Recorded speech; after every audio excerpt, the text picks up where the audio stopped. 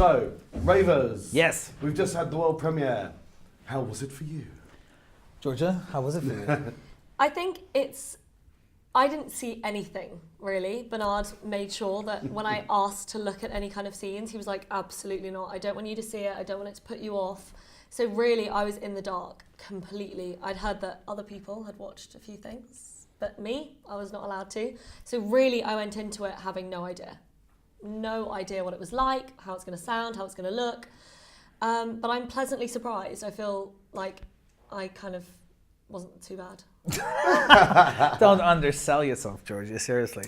How do you find looking at yourself on that enormous screen? I mean, it must be a bit daunting. Yeah, I am used to seeing myself on TV now. Yeah, sure. Yeah, but not on like but the I've size never, of that I've never IMAX done it. TV. I've never been in a movie, so this Right. was. I mean, it's a dream come true. Really, as a child, I dreamed of this. So, though in some compromising positions sometimes. I take full credit. Yeah, it was cool. It's amazing. I'm very grateful.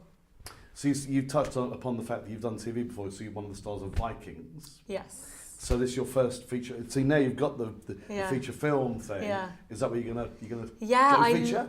Well, I love. I didn't realise how much film was so different. Like they're really polar opposites, film and TV. But this has. I kind of think I want to get into film a little bit more. It just has a different. Everything. Obviously, it's filmed in a much shorter space of time, which in a way is easier to throw yourself into it. Really get stuck in. And also, this is really fun. Going and watching it with your friends and your family, and it's exciting. I mean, who doesn't want to be in the cinema?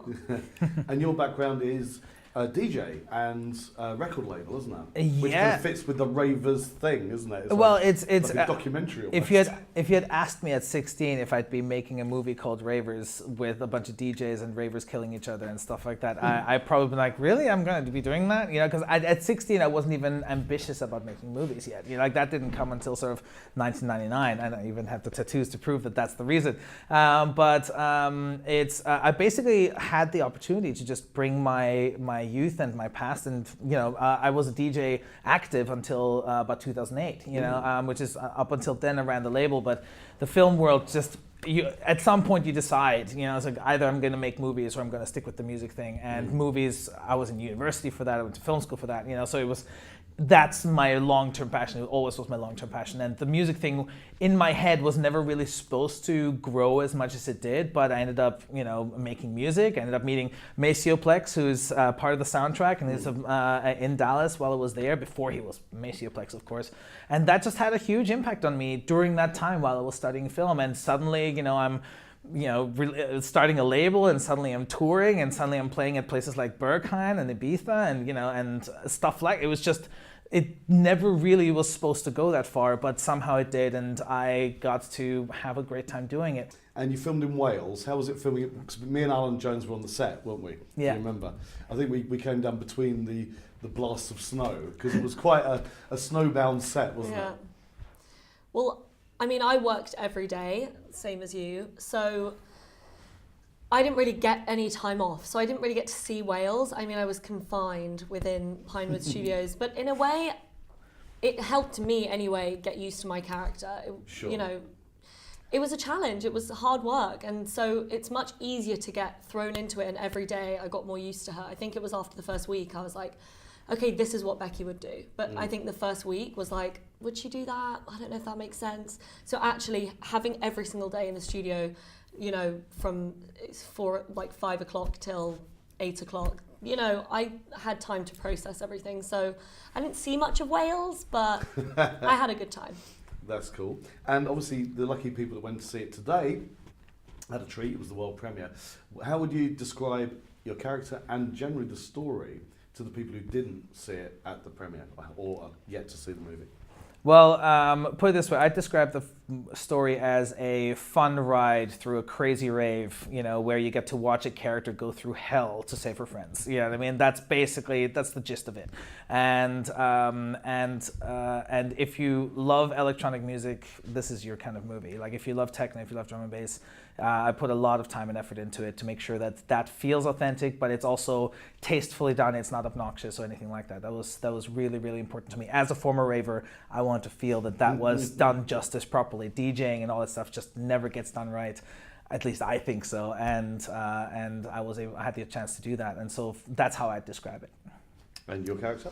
My character is a germaphobe who really wants to be a journalist, wants to be successful, but her fear of the outside world and her fear of germs really holds her back. And it's really a journey of her overcoming these obstacles. She's put in the most horrendous situations that even a normal person would be terrified by, but let alone someone that has, you know, real struggles with things like this. Sure.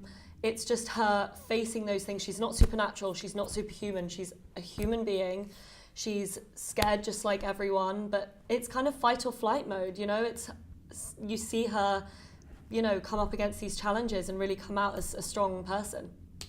What's going to happen distribution-wise with the film? Again, are you looking for distro, or is there people sniffing around? Well, obviously we finished the film 5.5 days ago. Wow. You know what I mean? So we very hot off the press, this one. The main thing is we finished it so fast because we wanted to be in Fright Fest, and once we found out that we were actually going to be in, it was like, okay, we're doing this. Let's finish it. Let's get it done. It's the perfect place to premiere. I mean, it was the sound and the picture. But that's exactly why we wanted to get in, you know, and it was so, you know, it was great, very fortunate that, of course, you know, Fright Fest staples like Dan Martin and, you know, Melanie Light were exactly they've all been part of this sort of circuit anyway, you know, and of course to be working on this movie and then going, hey, you guys want to come down, have a look, you know, and you came and you loved it, and then when you saw the movie, like, dude, we're totally showing this. Absolutely. Great. And that was for us, that was the opportunity of a lifetime, really.